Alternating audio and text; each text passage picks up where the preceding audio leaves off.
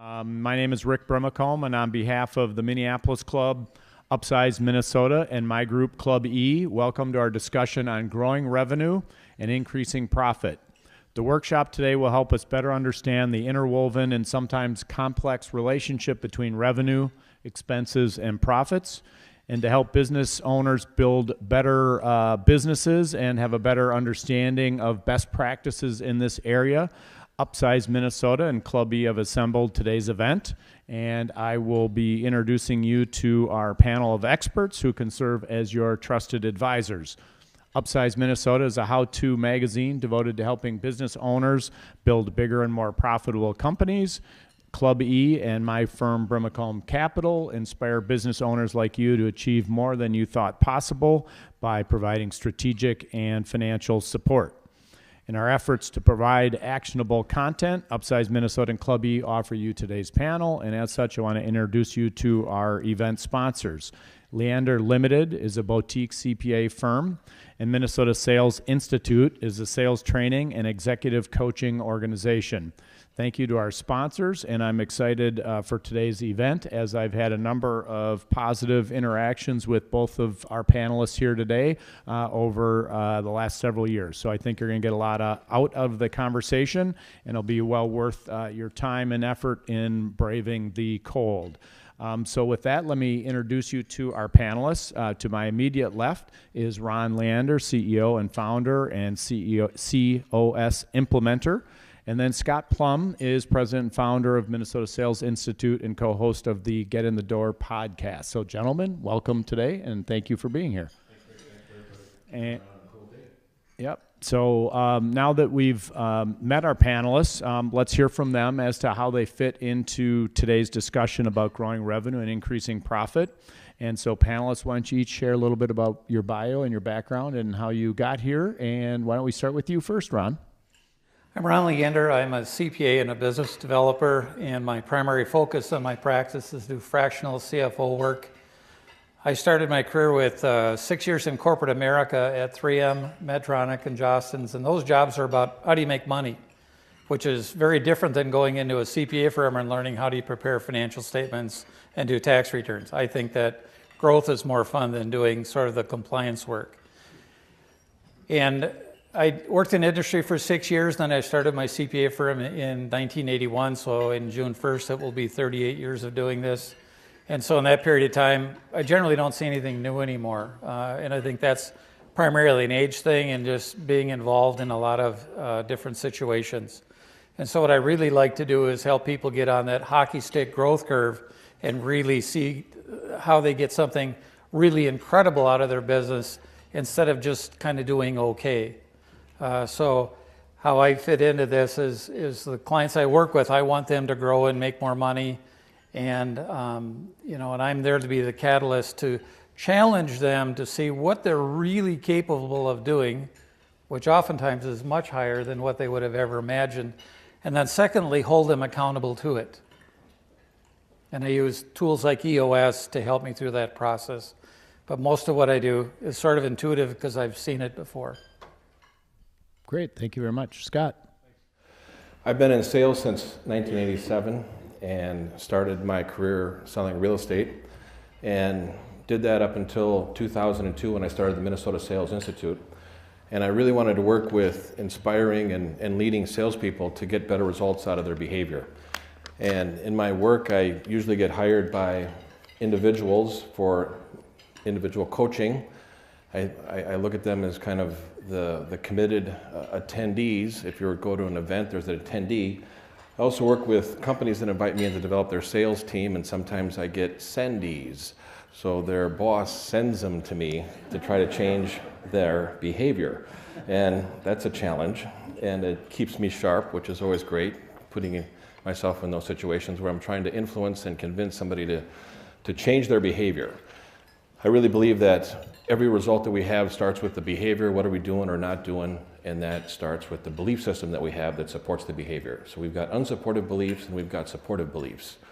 A lot of salespeople I talk to, they were taught at a very young age not to talk to strangers. Well, how's that going as a salesperson?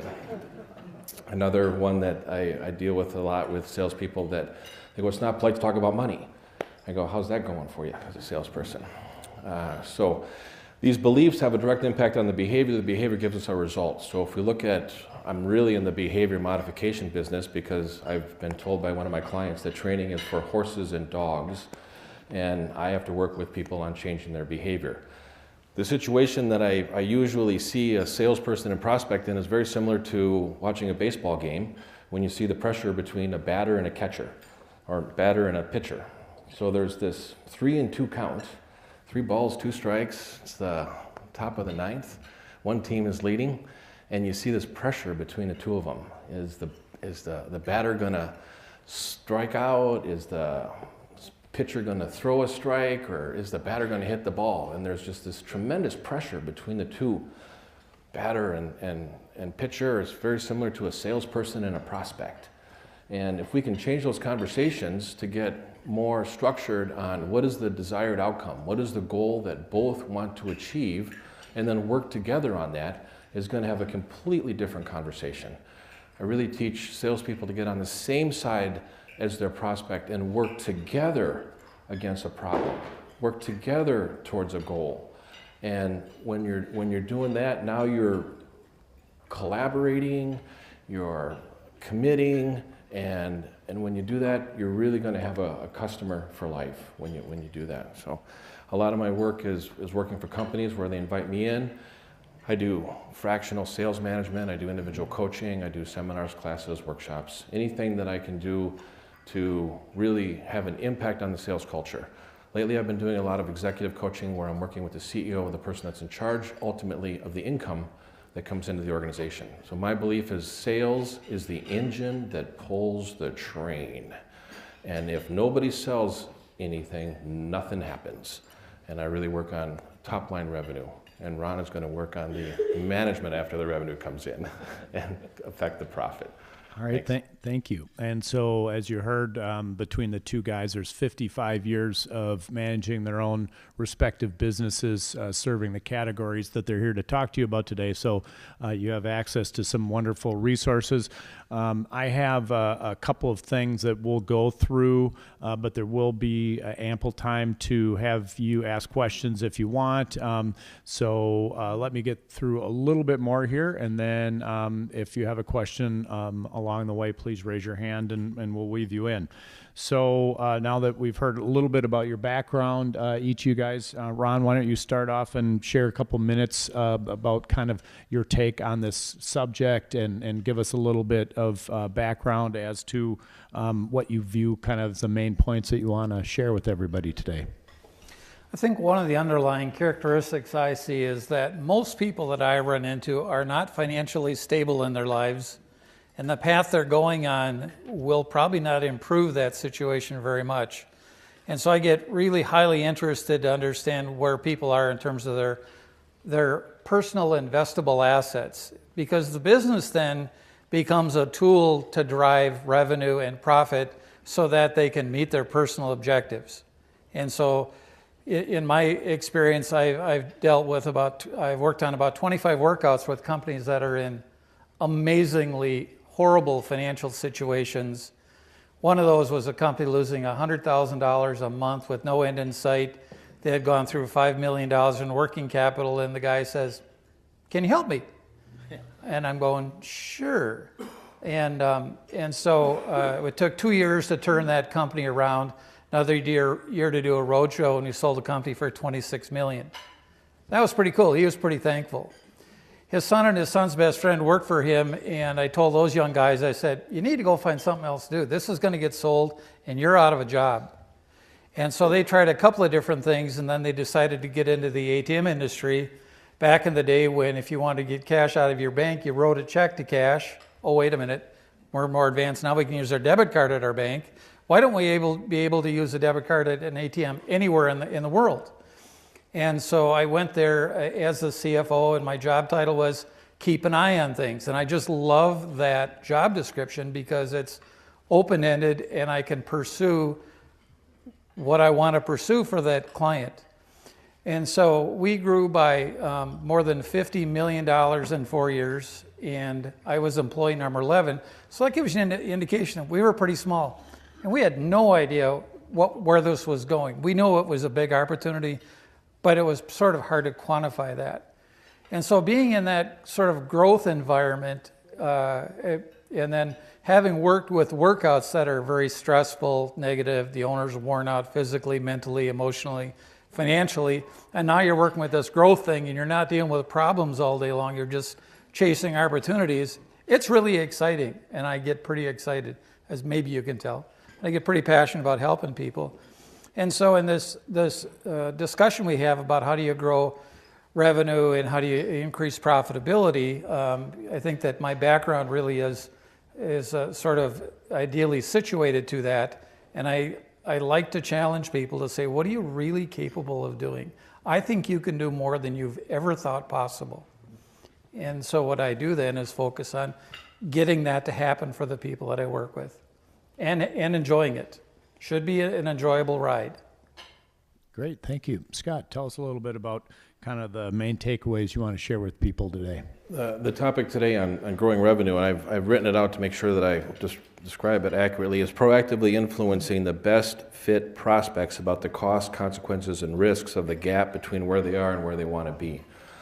I think too often companies really focus on the solutions and their salespeople are taught to be a problem solver, when in reality they should be taught to be a problem finder. In a lot of companies that invite me in, it usually starts with a CEO or a business owner inviting me in saying, Scott, my people have a closing problem. And I go in and I meet with the CEO and I meet with some of the salespeople and I discover quickly they don't have a closing problem, they have an opening problem. They're not getting in front of enough prospects. In fact, they don't even know what the best fit prospect is. In fact, they don't even really know what the problem is that they solve. And they really don't know what the costs and consequences of the main competition that every company deals with, and that's inaction. It's prospects doing nothing after a meeting with a salesperson. And the biggest problem that all of that compounds to is a lack of a value proposition that a company has. What are you really selling? What are you really bringing to the marketplace? I get companies call me up and they talk with me and I ask them, what problems do you solve? Well, we do this, this, and this. Okay, well, I can see right away what the problem is that we don't know what the problem is. So when we're taught to be problem solvers and we're releasing these salespeople enthusiastically motivated onto the marketplace, but they don't know what they're hunting, they bring back anything. And when they bring back a prospect that's not a very good fit, we end up spending a lot of time with that prospect. We end up really cutting into our gross margin, which then affects our net profits because we're spending time with prospects that are not qualified because we don't have a really clear value proposition. So now when I'm working with executives, the leadership of a company, we're spending more time on the value proposition, we're really understanding the marketplace, and we're developing that before we start training the salespeople to go out and have better conversations. Leverage the opportunities that you create. Start by creating more opportunities, then leverage those opportunities that you create. And every transaction is a chance to build a relationship. But they end up going for the shortcut, the quick fix, let's cut the price, let's win the business, let's get the transaction, and let's get the deal done, and then let's move on. And that's not a long-term growth strategy. Thanks. Yeah, thank you. So why don't we stay down there with you for a minute, Scott? So you've had a long and successful career in sales. What intrigued you about that profession early on? Well, I'm the oldest of 7 kids, so I've always been kind of in that leadership role.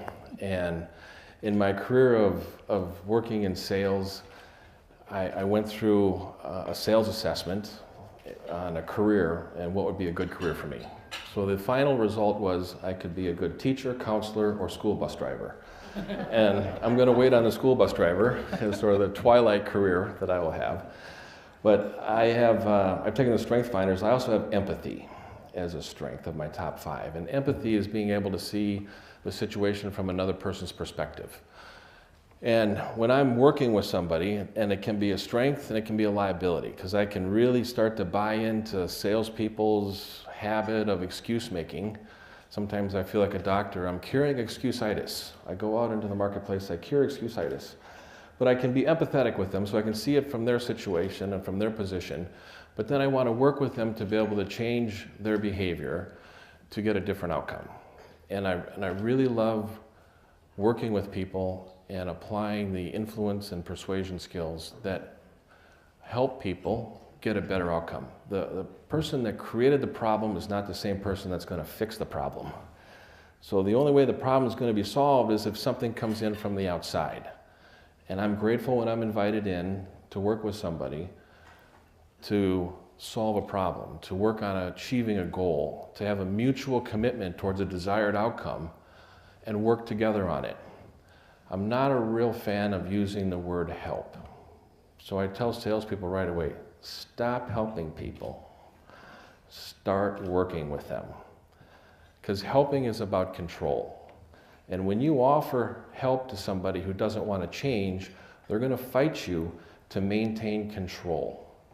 If you work with them, you've both communicated a desirable outcome and you're both mutually committed to achieving that destination. That's working together. That's coming on the same side of the table, working with your prospect, your customer, your client against a challenge, a problem, a goal that they want to have. When we're helping somebody, we're assuming that they want to change. Most people struggle with change. Some of you that are familiar with The Odd Couple, with Jack Klugman and Tony Randall, the opening credits, the scenes, remember when Tony Randall was trying to help this old lady across the... And what does he get? He gets a handbag to the head because the woman's like, I don't need your help. What makes you think I have a problem? So here's a salesperson. You probably have taken this call from many salespeople. They say, hey, I help you get on the front page of Google. And I say to myself, you know, what makes you think I have a problem? What makes you think I need your help? You type in sales training, Minnesota, I'm on the first page. So salespeople that want to change the conversation need to start with changing the offer. And they need to start saying, you know, I work with companies to do this, this, and this. I don't want to assume you have any problems in this area or that you even need my help. Is it okay if I ask you a few questions? Now we're taking this assumptive salesperson out and we're replacing them with somebody that really is looking for a qualified prospect to commit to a desired outcome that both people are able to accomplish together. Great, thank Thanks. you. So Ron, you got into accounting in college, but then obviously decided to stay in the industry for a long time. Well, what was it about the industry and the work that you did that kept you intrigued over the years? When I was in high school, I went to White Bear Lake High School, and I was in an accelerated math program. And so when I got to college, the first math class I took was a calculus class, and I had the same book I had in high school. So that was the easiest 5-credit A I ever got. I thought, man, this is easy, right? And so I like being analytical. I like seeing trends. I like understanding the math behind what's going on in people's businesses and in their lives. That's what really intrigues me and kind of holds me close to this. And then certainly I have an affinity, I think like Scott, of working with people to figure out what really is the desired outcome. How do you get out of this? What you'd really like to get out of this? And that's what really drives me to help people. And we're pretty blessed in the Midwest to deal with some pretty wonderful people here. It's not often that we have to fire a client. That doesn't happen very often. And I think that, like in our ages, hopefully we've been around enough that we can sort of figure out right away who we want to deal with and who we don't. And so it's about getting that desired outcome and never giving up until you get there, and engaging clients to think and articulate what is going on in their minds. And one of the key things in all of this is building a rock-solid organization. So in the ATM company, when in 4 years we went from 11 people to 120, I spent about half my time figuring out, what does the organization look like? In the words of EOS, we build an accountability chart. And we changed cultures. Instead of, in the old days, if we needed to hire somebody, we'd go find somebody with the technical skills we wanted. And I said, we're not going to do that.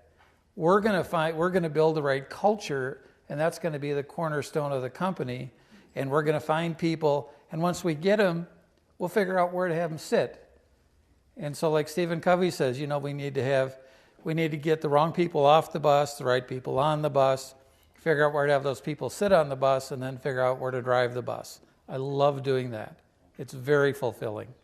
So you touched on a little bit on the EOS side of your business. So talk a little bit more about how you integrate EOS into your practice. So the tools of EOS are used differently. We have the biggest hotbed of EOS implementers in the country are in Minneapolis. And if I said, how many people have read the book Traction, please raise your hands. And this is typical. A lot of people have read Traction. Some have read like 50 pages and put it down and said, I'll let somebody show me. We see people that are EOS self-implementation. Sometimes that works extremely well. Sometimes people sort of let it sort of go away after a while. I like using the EOS tools because, we deal first of all with people of going, people are our greatest asset. We get everything in the company done through people. And do we have the right people on the bus, and are they doing the right things? And how does that correlate into what our strategy is? And so building that team of really solid people, which is not easy these days because it's hard to find people, right? Anybody have a problem finding people? It's everywhere. And so, that's the biggest tool I like from that. There's a data analytics part of it that I really thrive on, and I create analytics for virtually all of our clients, and I'll say to the clients, here's how I evaluate your business, and get them to buy into that and get them to think like that, because I'm pursuing the thing that will drive them the most.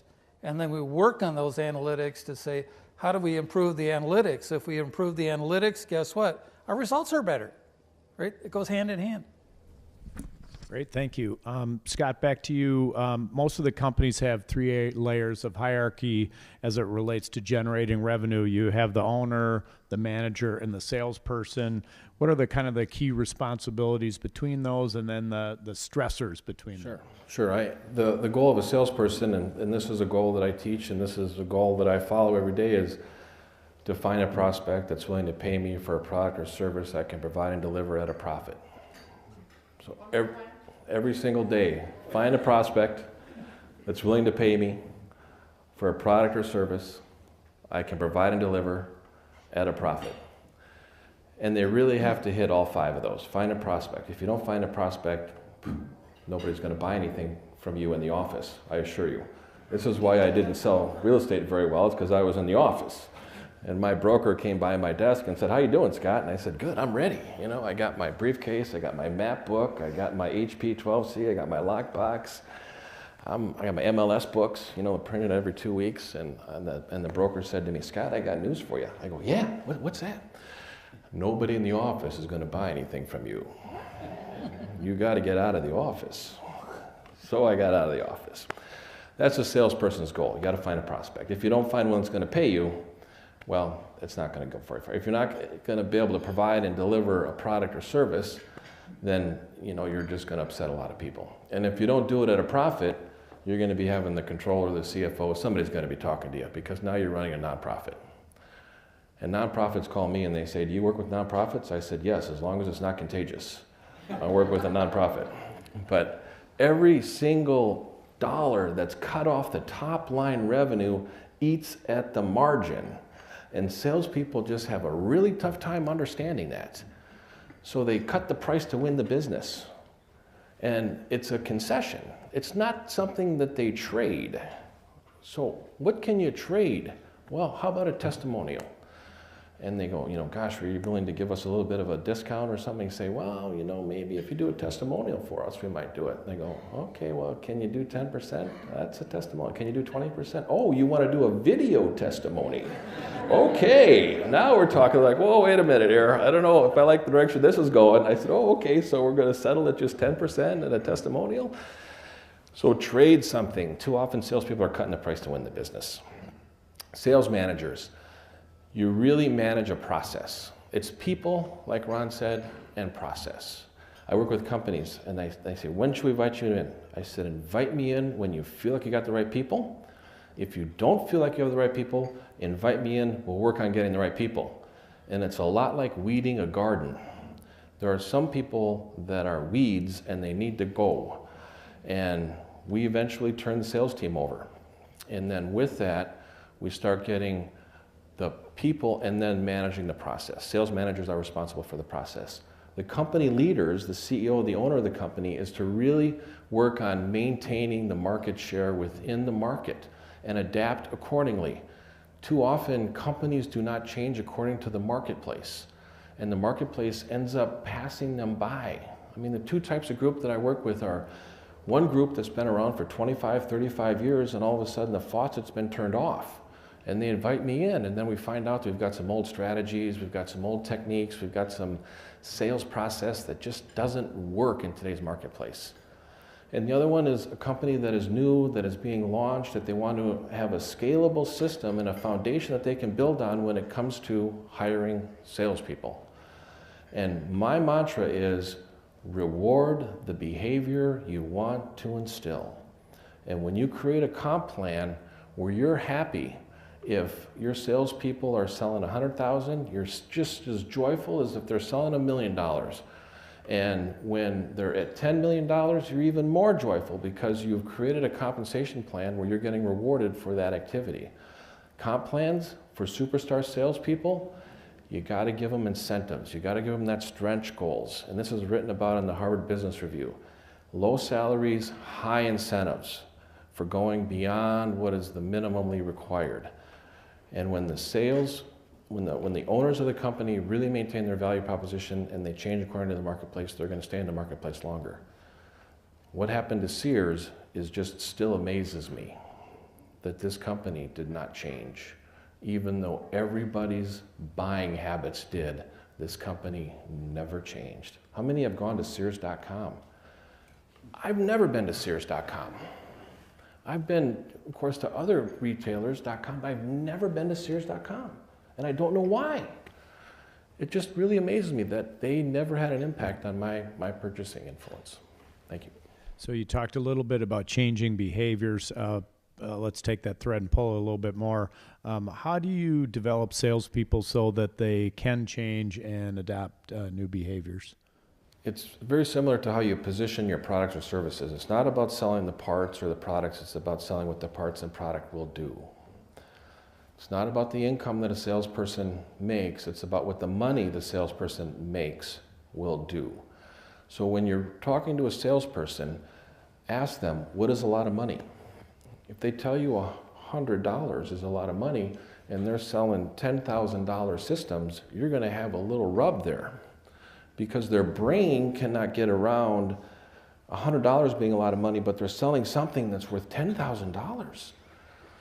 So the lifestyle of a salesperson has a direct impact with their behavior. So look at what kind of eating line do they have? What kind of lifestyle do they maintain? What kind of benefits would they have when they end up making more money? It's tough to get people out of that class where they're in and the lifestyle that they have, but it's easy for them to maintain it because we know what it's like when we drop our income. We know how much it costs us when we don't eat. That's our eating line. Bless you. But what's tough for us to get up and get more because we don't know what that's like, because we've never experienced it. And this is Napoleon Hill that's talking about, people don't understand what more is because they've never been there, but they know what it's like to lose something. So salespeople are really no different than prospects. And that is lost aversion is 2.5 times more influential. So losing something has 2.5 times more impact than gaining something. So when you're talking with a salesperson and you're putting them on a comp plan and it's based on incentives and they maintain a certain lifestyle, you're rewarding the behavior you want to instill. Most likely you're going to get the behavior out of them that's going to generate the results, that's going to generate the revenue, and they're going to generate the income to maintain the lifestyle that they have. So really getting in touch with what are some of the goals of salespeople, and it's goals, vacations, boats, summer houses, college educations. What will the money do? Just like it's not about the server, the computer parts, it's what the server will do. And really sell on what it'll do, not necessarily the money. Great, thank you. Ron, you talked about growing a business, and then with your background in accounting, obviously you have Alex. Sure. So I've been a salesman early in my career, but moved into management and leadership sense. But there's an interesting struggle between in a sales culture where you feel like you have to pay a salesman to pick up the phone. You have to pay him to walk. I mean, every action, every movement he takes, every exertion of energy, you got to pay him. Which is very contrary to the rest of the organization, where there's an expectation of you will do what's expected of you and asked of you out of passion, commitment to the job. So the idea of with private leadership, you get someone 24/7, 365. As a salesperson, you feel like you kind of get them for your last paycheck. What I'm hearing you say is that's okay. It's kind of what I've intuited from what you're saying is if you align those goals and they're making that much money, and that's what you want is someone to do that. So I'm kind of having some of the epiphany, but also just questioning whether what I'm hearing. There's a lot of elements. So let me repeat the questions in case somebody didn't hear it over here. So the question that Alex put to Scott was, if most of the organization is incented to do what they're asked to do because they care and they have passion for the business and they're going along with the culture, but the sales folks are more mercenary in nature, how do you incent them for each little step of the journey? And Scott, why don't you give us your take on that? There's many moving parts in that. So first is the job description, setting the expectations when they're hired. Second is, are they more of a hunter or a farmer? So sometimes I talk with companies that have salespeople and they're really account managers, so they're maintaining a book of business, they're not going out and getting a book of business. The next is the territory. Is there some competitiveness within the office place where there's open territories, or are there protected territories? And sometimes protected territories some salespeople can kind of sit on it and they're taking it and they're preventing opportunities from coming out of it, so they need to be managed differently.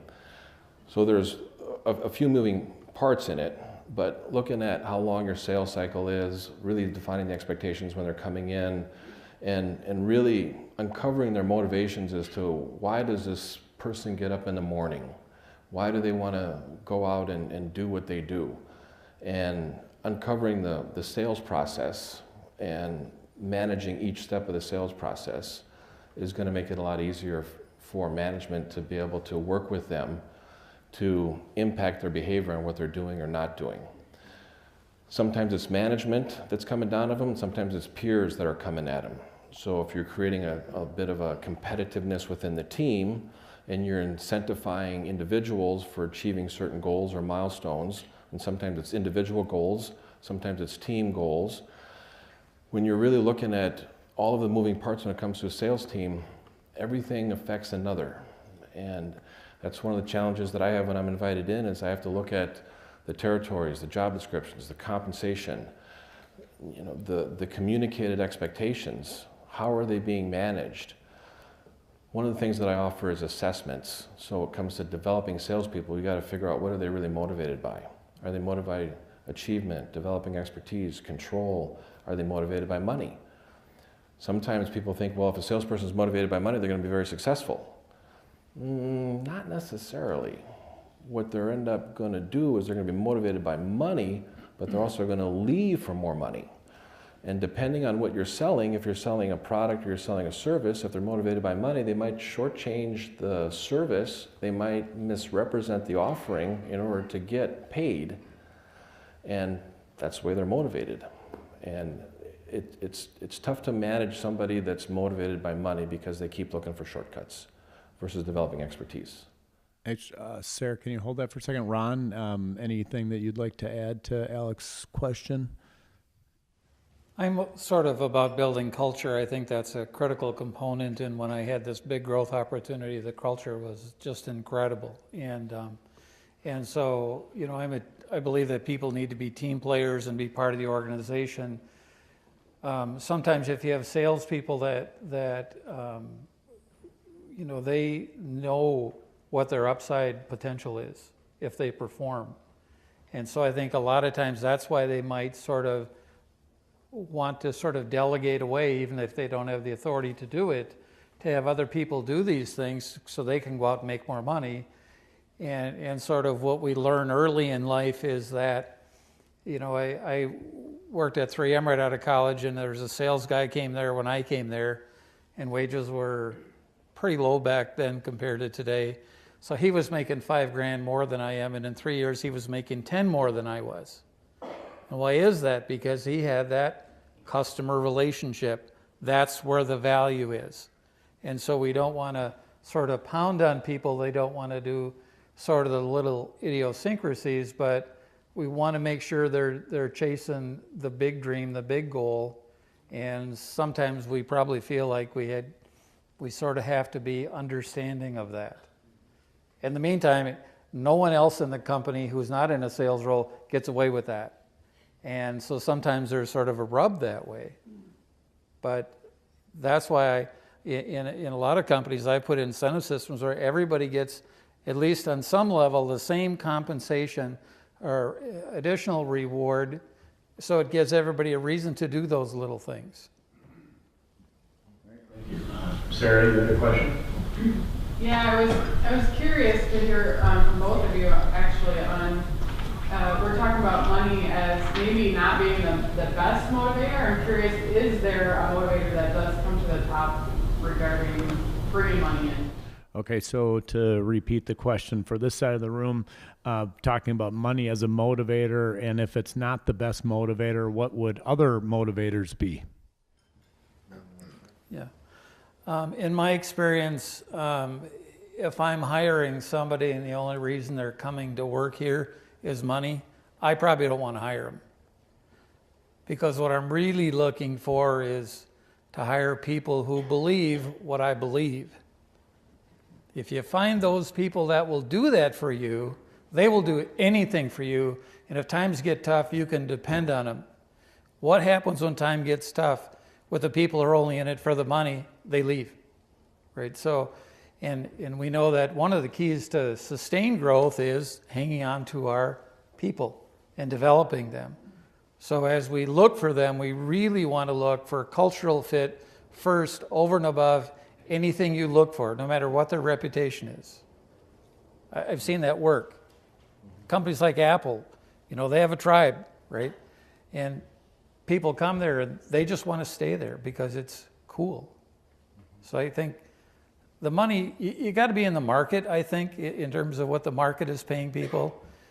But you really want those people who really get it about what your business is about and what you want to become, because that's what will tie people together and get the company to really see extraordinary benefits. Been there, done that. It's pretty cool. Mm-hmm. I think the term motivation means to move emotionally. So what is going to cause somebody to have a direct impact on their behavior is really, what's in it for them. I've heard the saying, people don't leave companies, they leave bad managers. And sometimes managers are just focused more about keeping their job or making sure that nothing goes wrong, and they end up losing some of the talent because the talent is not being recognized for their accomplishments. And I think a great meeting to have with a team when you bring them together is to ask them a question: what do you want to be recognized for that you did last week outside of work? And I think you're going to hear some pretty inspirational stories. And when you do that consistently, then you're kind of setting the expectation of, I'm going to ask this question, so be prepared for it next time. In looking at, the motivation, it's going to be, what do you want to be known for also? So if you want to pick 3 words that you want people to use to describe you in your absence, what would it be? And that can be a kind of a challenging exercise for some people. And then ask them, are you living according to these 3 words? If we were to poll the people within the office and you say you wanted to be known by these 3 words, and we polled everybody else in your absence, do you think they'd use those 3 words? How much of a gap would there be? Are we really being in alignment with who we are? And sometimes when we look at our role at work and our role outside of work, there can be a real difference. One of the assessments I offer is to really show that through the different environments that you're in. But finding out what a person's motivation is really going to be able to work with them and guide them and lead them to develop them to get what they want where they are, so that they don't have to go someplace else to get it. because people are in search of it, and if they can't find it here, they're going to find it someplace else. Great, thank you. Ron, you've talked a couple of times about some of the growth stories that you've been a part of, and so you have a unique perspective in that you've seen significant top-line growth at companies you've been involved in, as well as from the accounting perspective, managing expenses. Talk a little bit about what you think the primary factors are for trying to scale a business. I'm a big believer in reading a lot, and I like sort of contemporary business book readers. And one that I'm reading now is a book by Vern Harnish, and he founded a company called the Gazelles, and they're business coaches. And he started the EO organization. And so he talks about four things. One is you got to get the people situation figured out, and that's, again, Michael Gerber or to get the right people on the bus, and that whole bus thing, right? You got to have a strong team, a strong organization. You can't do much without that, and you can never ever put too much emphasis on that. Second thing is then figure out your strategy, and by that I mean is, do you want to be the same as everybody else? Because if you are, your margins are going to be poor, they're going to deteriorate. You're not going to be a hot commodity. You're not going to be a hot name on the street, and people aren't going to want to even come to work for you. People want to do cool things, right? We all want to do cool things. And so if you get your strategy right as to how you can be unique, differentiated, you have to get there. Without that, you lose a tremendous amount. So once you get the people straight, the strategy straight, what's your next thing? You got to have execution. You can't just do the same thing every day. We know that the definition of insanity is doing the same thing over and over and expecting a different outcome. We know how that works in real life, that if you keep doing the same thing, you get the same results, or maybe you get less results. And so you have to have an execution mentality, and you've got to measure what people do and hold them accountable. You need to tell people what you expect of them, what is their responsibility, and you need to do that the first day you meet them, when you interview them, and you need to keep telling them that. And then you have to do performance reviews that are about how you build them up. I come from the CPA industry where performance reviews is how do you sort of ratchet people down, and then you don't have to pay them a lot more, which is really kind of a sad mentality. It happens, but performance reviews are how do you build people? How do you grow them? And then the last thing is when you're doing this sort of hockey stick growth thing, one of the critical components is get ahead of the game and don't run out of money, because it happens.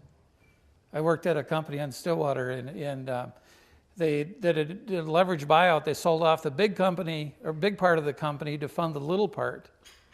And the little part went $1.9 million in revenue, $5 million, $19 million, $43 million, Chapter 11. Stuff happens because you run out of money. When we were growing this ATM company, we had $1 million in collected funds in the bank at all time. We never worried about money. I was spoiled. But running out of money is a problem. And do you have to bring in equity?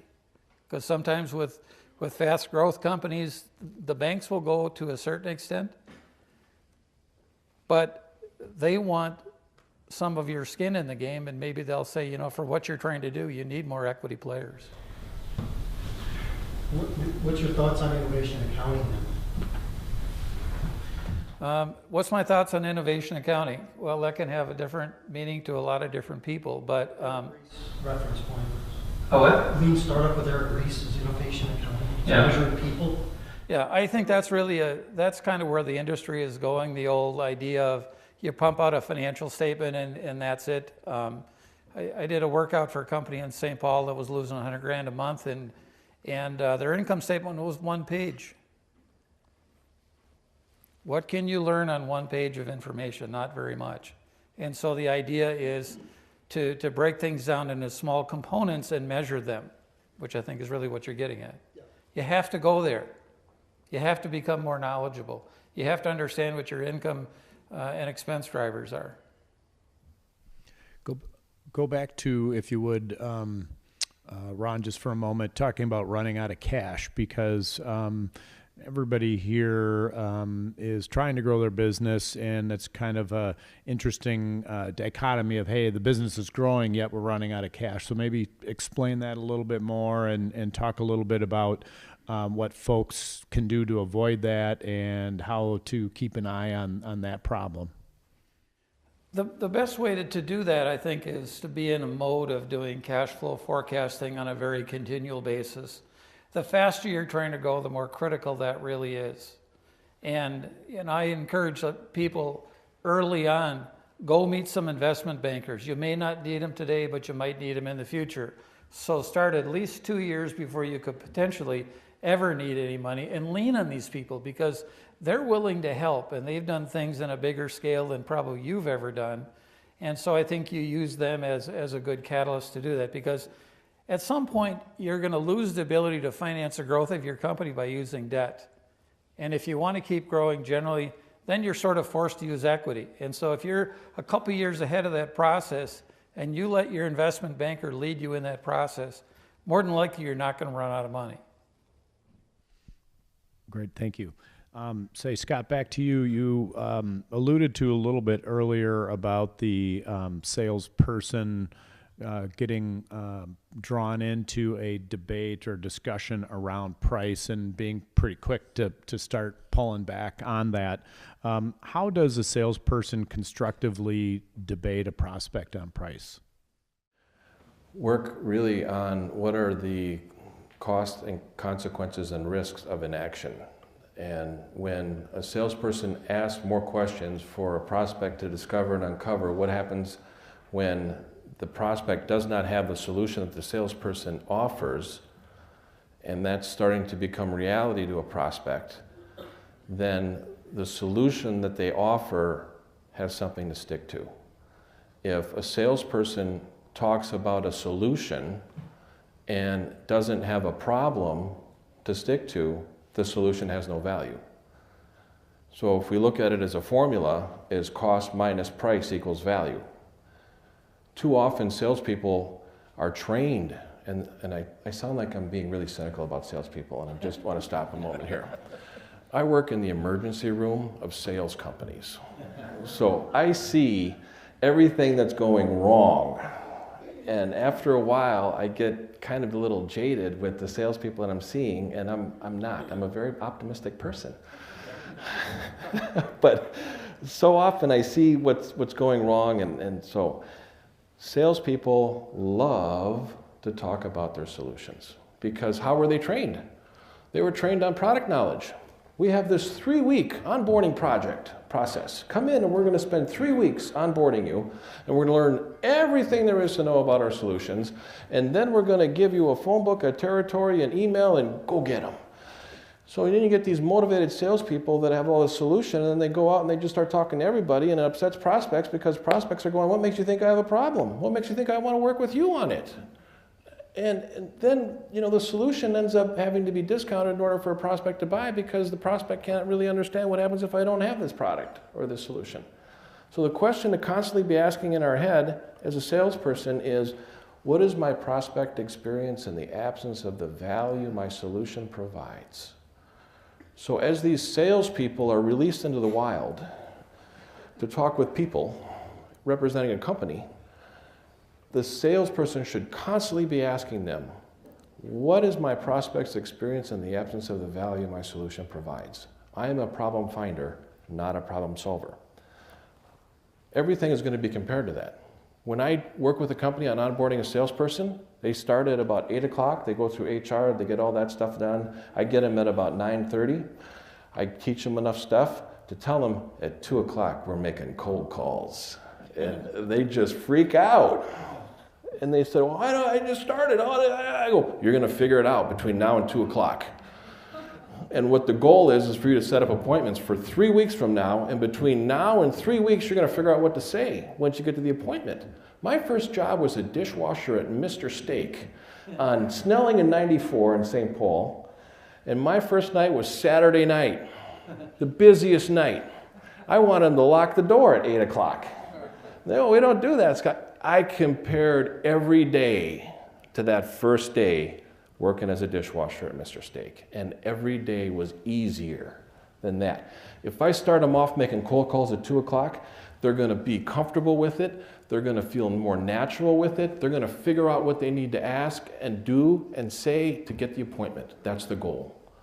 Too often we train them. It's analysis paralysis with salespeople. We train them for 3 weeks and then they go, geez, I just don't know everything. I'm going to study everything there is to possibly know about the company and the products and the services, and it's analysis paralysis.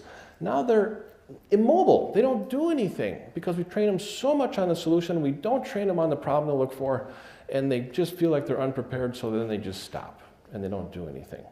Again, I don't want to sound like I'm cynical, but I see it over and over and over again.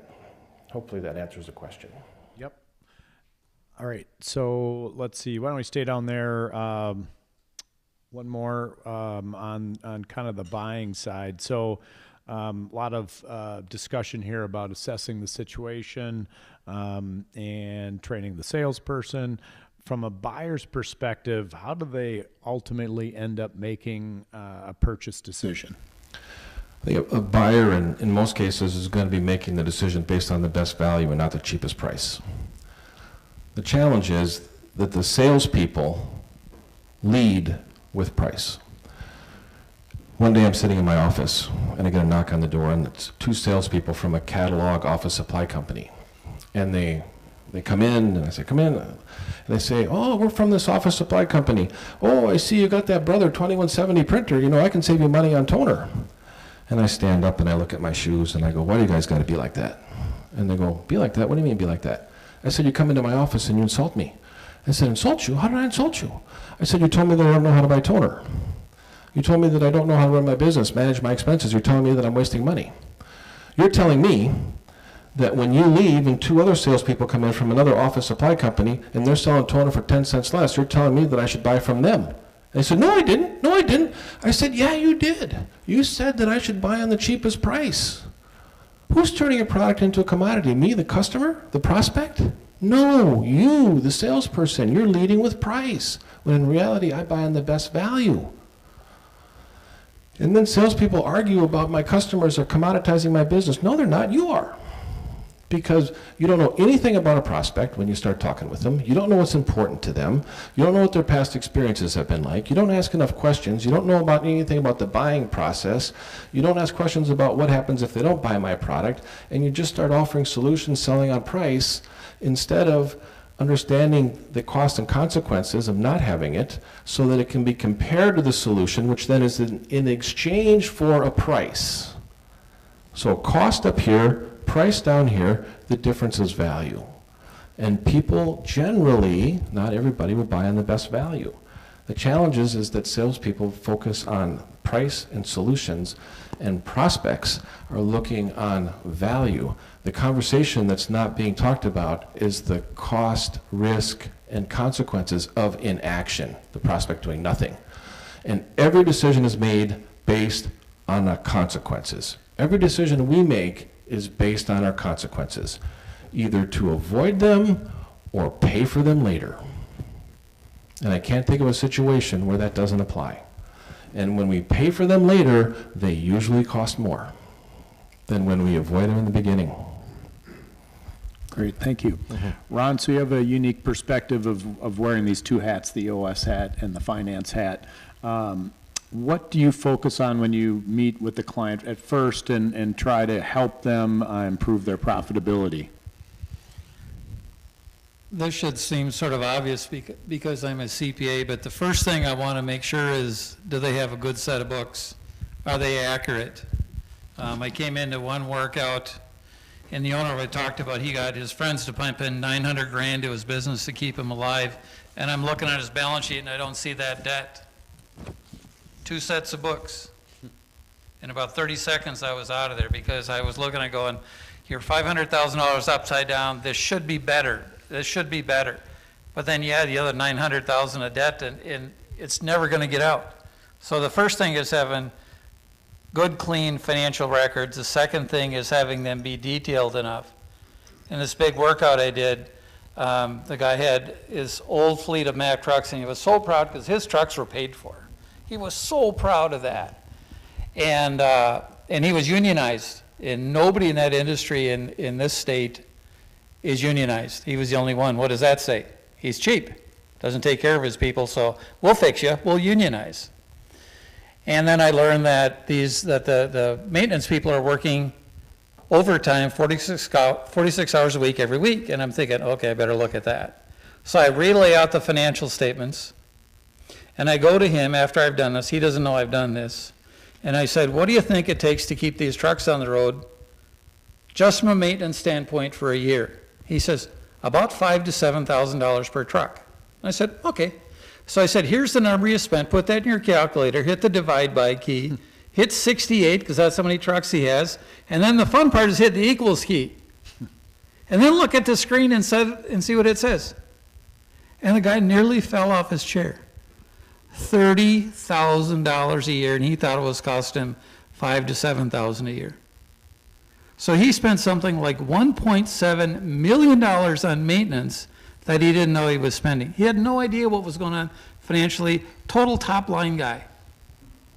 He also would look to do a lot of tuck-in acquisitions that would sort of seamlessly fit into his business. So I said, here's your deal.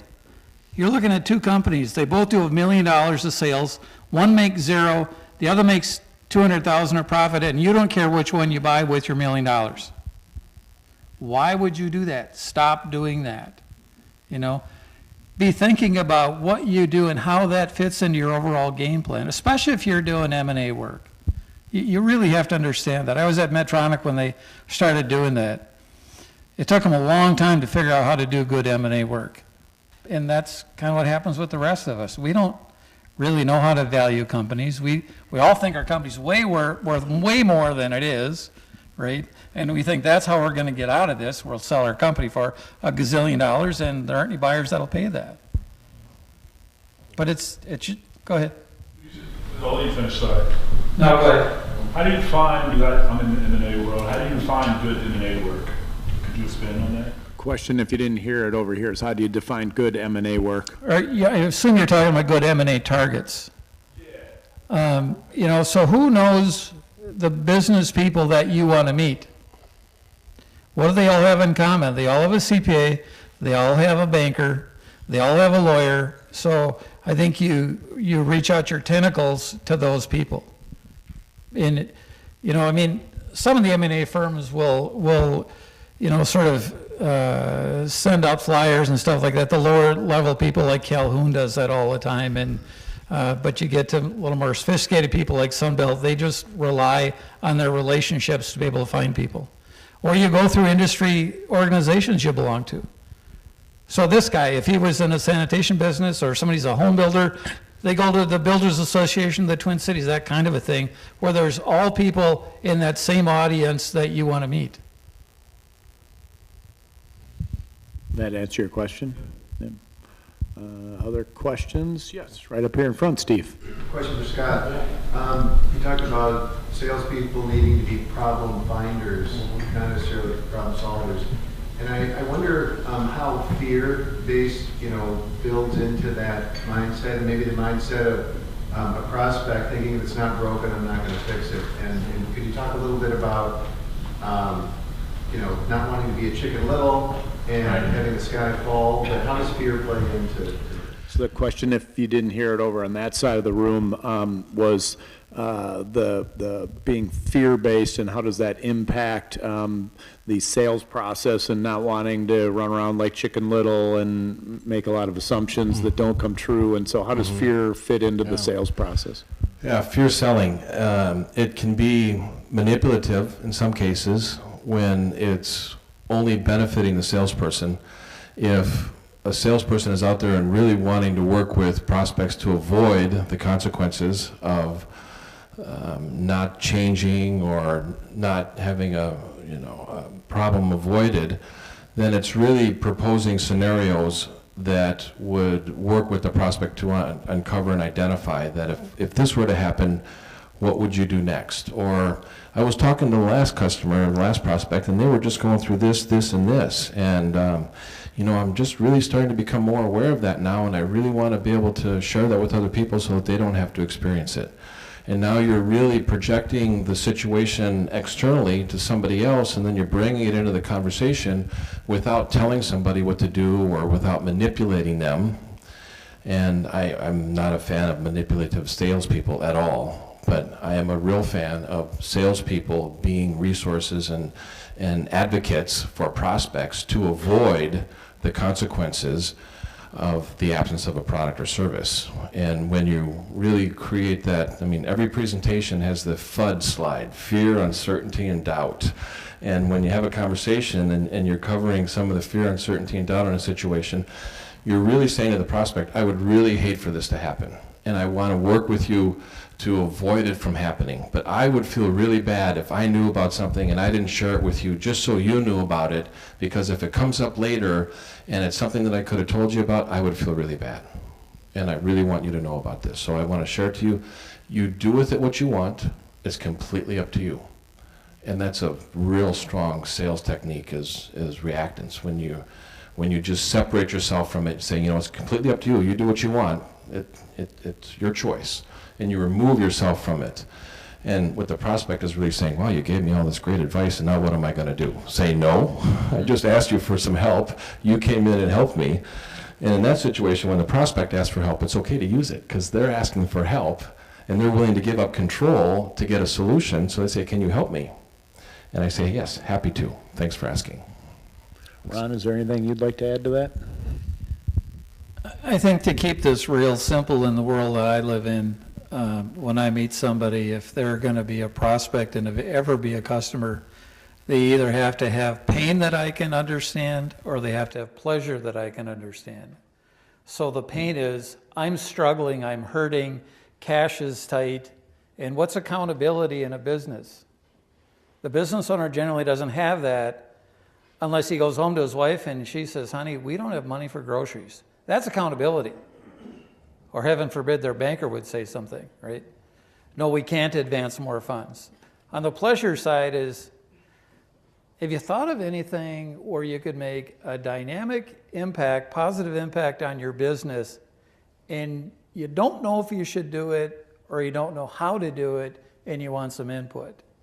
So I think it's, whether Scott's saying it or I'm saying it, it's that pain pleasure thing is out there, right? And if people don't perceive that they have any issues at all, you don't have a prospect.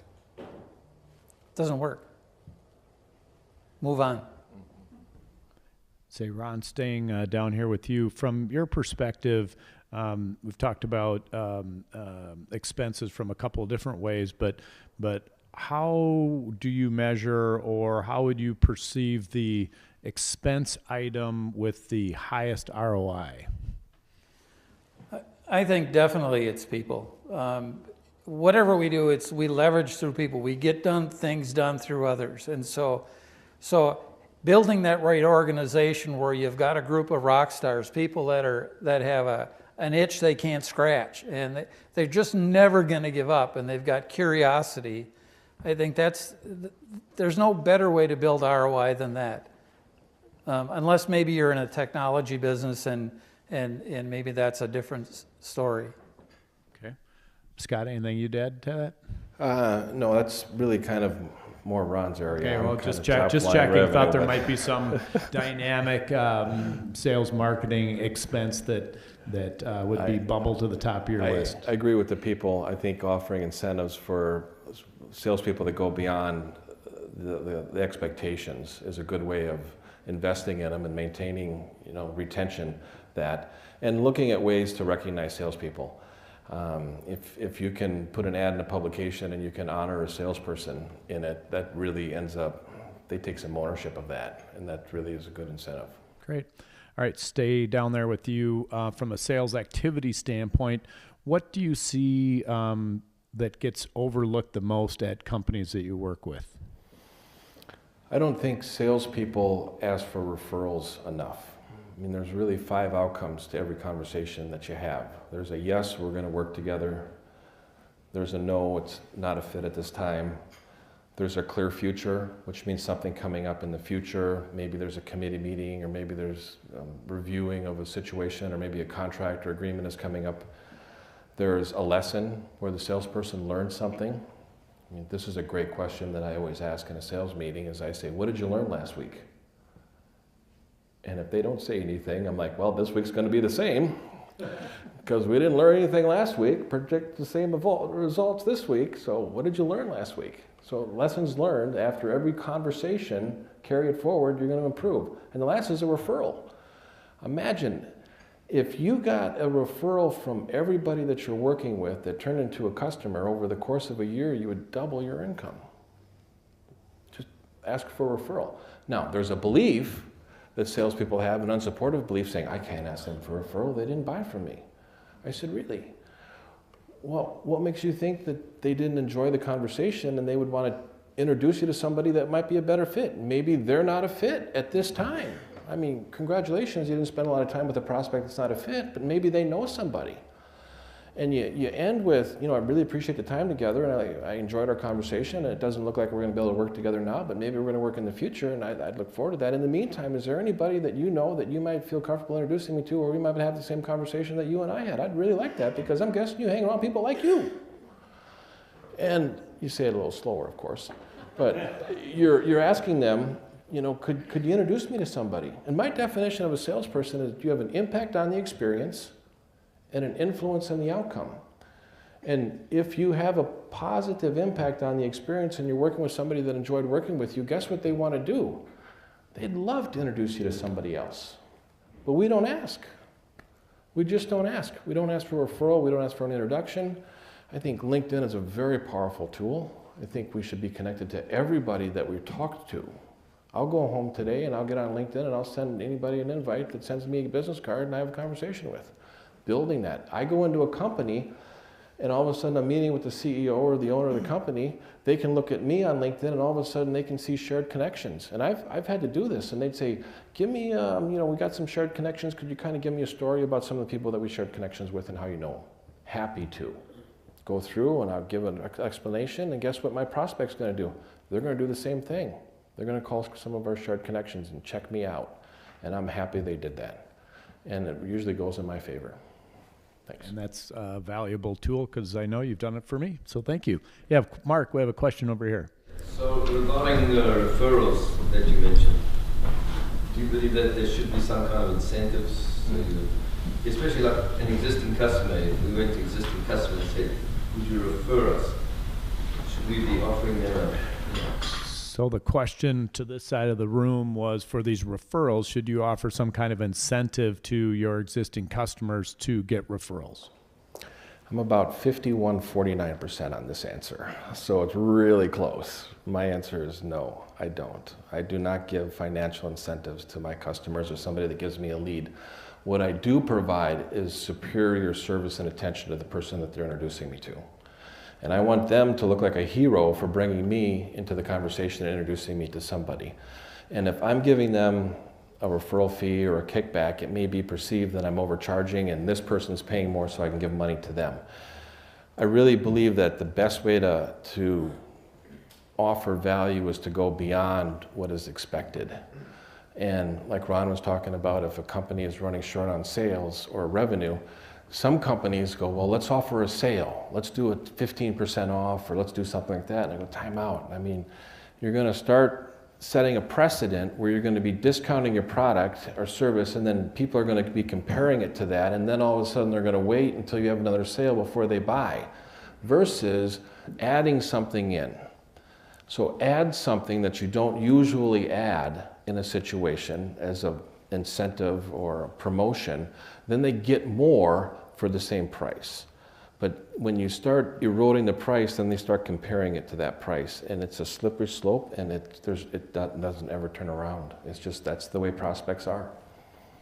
Okay, so we're down to the last handful of minutes, so a couple more questions I want to get to. Again, if somebody wants to chime in, I'll try to wave you in.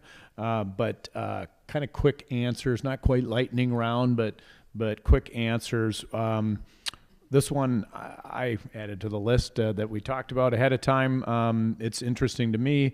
What's the expense cut most likely to cause harm versus improve profitability? Ron, that'd be a good one for you.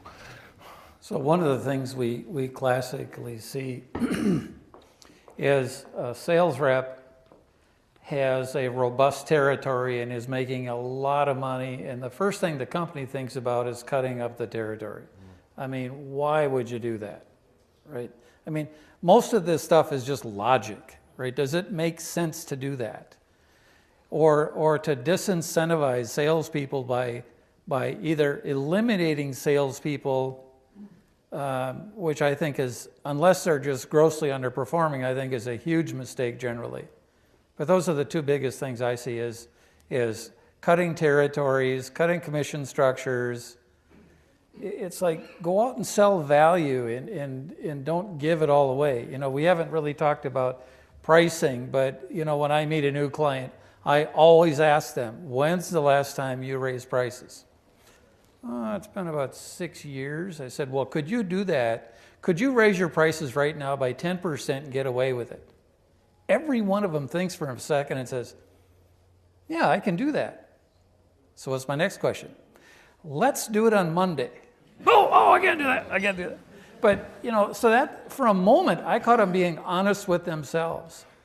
And pricing is something you can't ignore.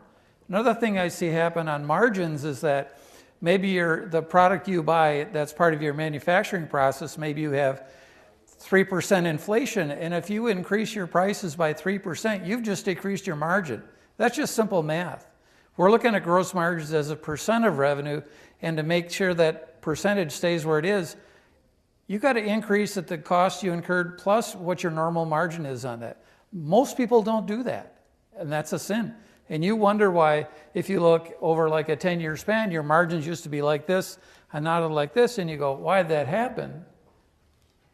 One of the reasons is you haven't kept up with inflation. Another one is you haven't gotten rid of some people who are unprofitable because you've been out discounting to some customers and they push on price and you cave in.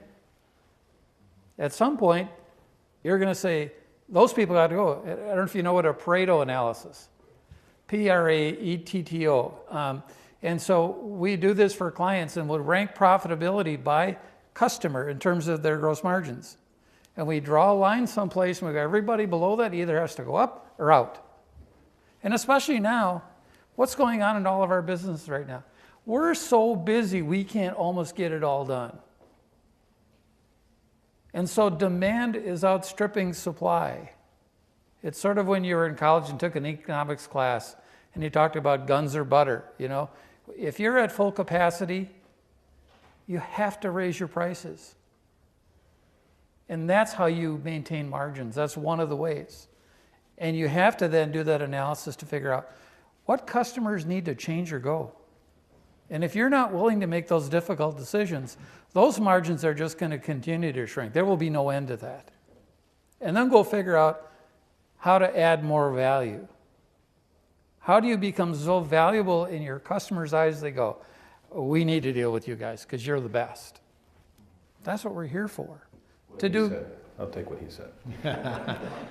All right, so one sentence answer. Scott, why do most sales trainings fail? Lack of reinforcement. It's kind of a seminar feel-good massage versus occupational therapy. Okay. Ron, one sentence answer. Why do most financial kind of training projects and EOS implementations go bad?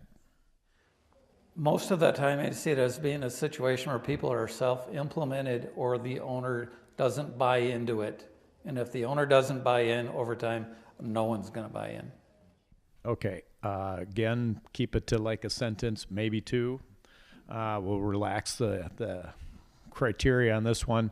What's a quick and easy implementation that folks in the audience can go back to their office and do to either help grow their revenue or increase profit for the year?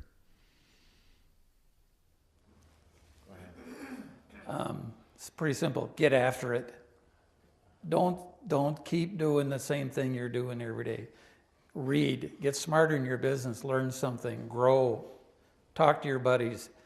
Everybody has mentors in this day and age. Everybody belongs to Vistage, EO, Inner Circle. Get involved with other people that stretch you to think more deeply about your business. Raise prices. Everything. My answer would be Monday. I'd ask them, what are you going to do different this week that you didn't do last week? Okay. Be proactive. All right. And then kind of wrap it up in a bow for everybody. Closing thoughts, minute or less. There's a great world out there to be had where we have so much opportunity, and we have to get after it, and we have to be ambitious and believe in ourselves, and we need to grow. We need to do something different. And let's go do cool stuff and not try and be just like everybody else. Let's set ourselves apart and differentiate, and then we have a great story to tell. And then go tell everybody your story. Don't be shy about it. Don't be shy about asking for introductions. People are happy to do that. And go have some fun too, by the way. And ask for referrals. Right, exactly. And connect with Scott on LinkedIn. Exactly, happy to connect. Scott? I would, just if there were 3 things that I would leave that you can implement and work with the sales team or somebody that's in charge of bringing in revenue, is the difference between being reactive and proactive. So being more proactive. A salesperson is a person that has an impact on the experience and an influence on the outcome. Customer service just has an impact on the experience. They're not changing anybody's mind, really. To be more relationary than transactional. It's going to make it a lot easier for you to retain customers. And work with prospects on uncovering the cost so that you can present a solution at a price that's really going to deliver the most value. So cost minus price equals value. When you start asking people value-based questions, like they might ask you, what makes you similar to or what makes you different from, you might say, I appreciate you asking that. Let me ask you, when it comes to making a decision like this, what's most important to you? And when you're really focused on what's most important to the prospect, you're going to have a value-based conversation. It's not going to be in comparison to something, because it may be more of a trick question on what you're similar to or different from, because they might not like it. But if you're really focused on what's most important to them, you're going to have a great conversation. That's what it's about, is having more conversations. Great, thank you. Again, we can stay as long as you all would like to stay and speak with our panelists. Clube.com, you can sign up for a newsletter for future events. Thank you for being here. Thanks for braving the cold. And the next meeting for Clube is next Thursday, a week from this Thursday. So hope to see you next week. If not, we'll see you soon. Thank you.